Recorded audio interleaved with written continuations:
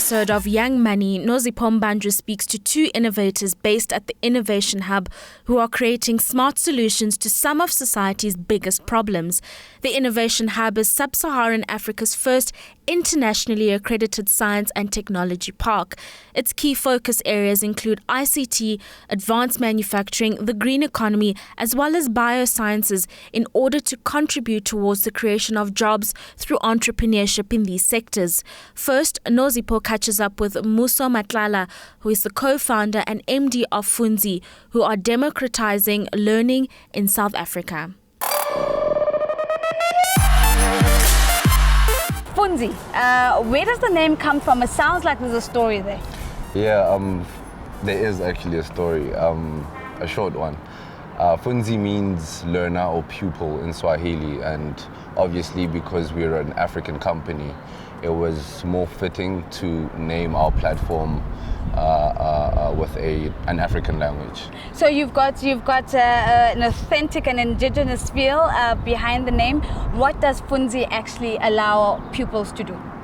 Well, basically, at this current point in time, Funzi allows learners, particularly from grade 10 to 12, to find supplementary content that supplements their curriculum. So they can find content there for mathematics, accounting, and physical science. And we use the paradigm of chunking. So chunking is when you break up content into little pieces and you index it in accordance with the learning outcomes of the curriculum. So the learner finds it easy to find the work that they're looking for, basically. Yeah, that's what it is. And how do you access the supplementary material that Funzi makes available? You go to funzi.zone, www.funzi.zone. You sign up, you register, you give us some of your personal info like your name, surname, email address, and then from there it's absolutely free. You can just get on and get to studying. It sounds like a fantastic initiative. What's the reception been like so far? Well, the reception has been pretty good. Obviously there's some challenges here and there, but the reception as it is right now is actually pretty good. The learners actually love the whole chunking paradigm. They actually love it, which makes us very happy. So that's always encouraging. And now we're toying around with other value-added services like mother tongue translation on demand, adaptive learning. So at this current point in time, it's been received well, but this is not the end. How did the idea come about? Were you in the education space at all? No, funny enough, I was actually studying for my own degree, LLB. So I was like, okay. There was a point where, because of entrepreneurship, I didn't have a lot of time to actually make notes and stuff like that. So when I was studying for exams, I noticed that there is some topics that I didn't necessarily cover myself. So I was like, no, but if only I could get notes from somewhere, I could get notes from someone. And then that's where it actually started. So you were solving your own laziness. I was solving my own problem, yes.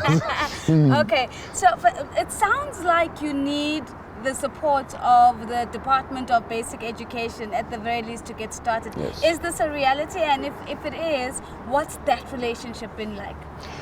We've actually done some work for the Department of Education with one of the big telecoms companies as well, where we had to make interactive workbooks for grades 1 to 3.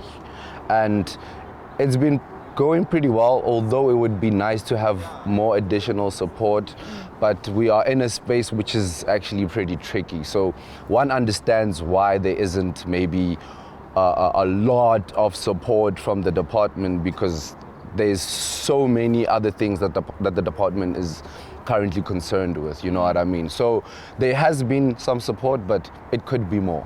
Are you worried about the frequency in which the curriculum changes in South Africa, and that may be a threat to your business model? In fact, that's not a threat at all to our business model, because like I said, the paradigm of chunking allows us to modify the curriculum in chunks only. So you don't have to redo the whole text or workbook that's available on the platform. You just change the chunk, and then that's that. So that's why it is an innovation in itself.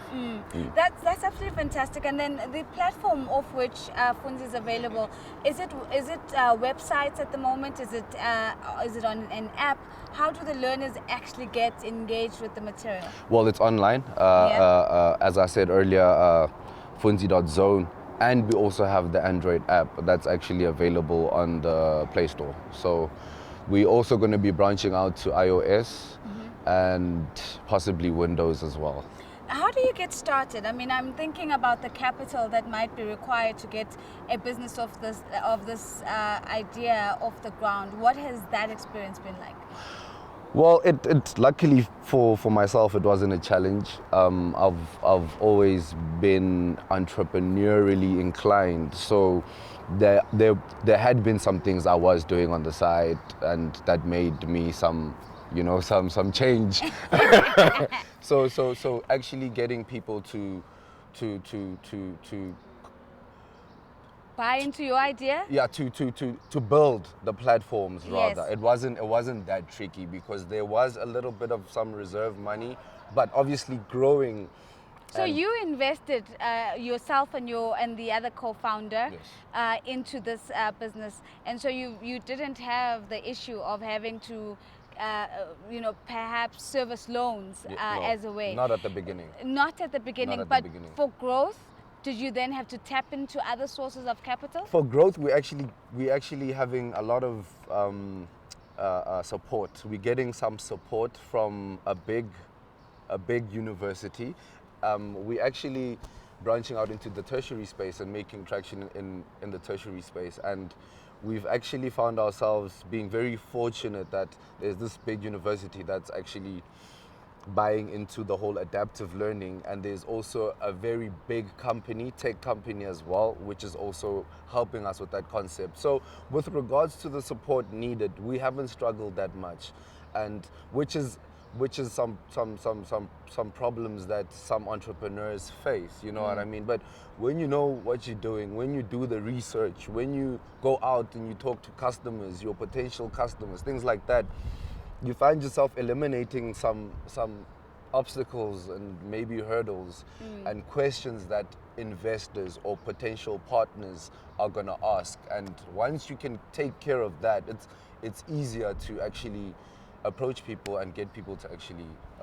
And what happened to the LLB? Are you still in the legal space? Are you straddling both worlds, or did you completely move into the entrepreneurial space? I haven't completely moved from the law. I don't think it would be prudent for me to actually say this, but there's another project which is more legally inclined that I'm busy with, but I'm more invested in Funzi, obviously, so there's other people taking care of that project.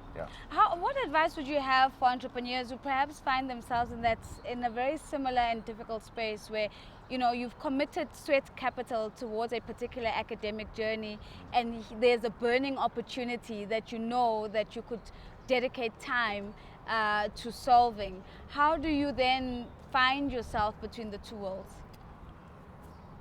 You have to know whether there's a problem or not, you know what I mean? And like you said, when you were saying that I was solving my own laziness, it worked to my benefit. I understood the problem that was there, and I tailored the solution. And how did the family though receive that? Because I can expect that your parents, my parents, would want to see you stay in one particular space, in one lane, and focused on that, and might even see the entrepreneurial venture as a distraction, and it would take a while before they realize that this is actually a credible enterprise. Luckily, I have a mixture of two different parents. I've got, like, my father is very modern, he's like, no, don't worry, I'm sure you can manage both of them. And then my mom is more traditional. She'll be like, no, you must first focus on this and do that. So it's a perfect balance with regards to introspecting and thinking about things. But overall, I didn't have that much of a challenge. Plus, my sister was one of the initial investors as well. So I'm also in business with her, you know what I mean? So from the family side of things, it's the support. I've got all the support I need. You've got all the support that you can need. Well, let's talk about what you're going to be doing with that support. 5 years from now, we're perhaps not sitting outside the Innovation Hub. Where are we? How big is Funzi? What have you done to impact the learning space in South Africa? Well, 5 years from now, what we want as Funzi is to redefine how education is being done. You know, to build a new learning ecosystem where you have an open publishing model, like what Funzi have, where authors can come and author their own content without the middleman of having to go through an established publisher. And then you make the authors meet the learners themselves, and you make the learners pick what content they want to look at, which content resonates more with their understanding. So the choice thing, you know, we don't learn the same way, and yet learners have been imposed one textbook for like hundreds and thousands of learners. We don't learn in the same way. So the option to choose that, no, this guy's work resonates more with my understanding, this guy's work, you know, that type of thing, like redefining education and how it's done, really, or at least playing a part in that new era, or getting it there, you know what I mean? Final question, you spoke about translating some of the academic work to indigenous languages on demand. Do you foresee a future where that becomes the standard approach, that in addition to having textbooks in English in South Africa, that we have them automatically available in the range and the plethora of mother languages that we have? Absolutely, and this is a very important issue. This is very important because many of us are at a disadvantage because you grow up speaking Pedi at home or Zulu, and then when you get to school, your textbooks and your teacher is speaking English. You know what I mean? You subconsciously have to translate all this content. In fact, those who've been to multiracial schools will tell you that our English counterparts finished the exams sooner than us, because you have to do the subconscious translating in your head, and it's unfair, you know what I mean? And it also gives some people who may not be conscious to this fact, it gives them this perception that maybe people of a darker skin are not intelligent enough, you know, and things like that. So here we're touching on raw issues. So I really do hope that we do come to a point where as education can be offered in different indigenous languages, and the learner can choose that, listen, I want to study this in English, I want to study this in Pedi or Zulu or Xhosa or After the break, Nozipho speaks to another entrepreneur, Simphiwe Sekgetso, who is the managing director of eSickNote, an app looking to end the rookie days forever. Stay tuned.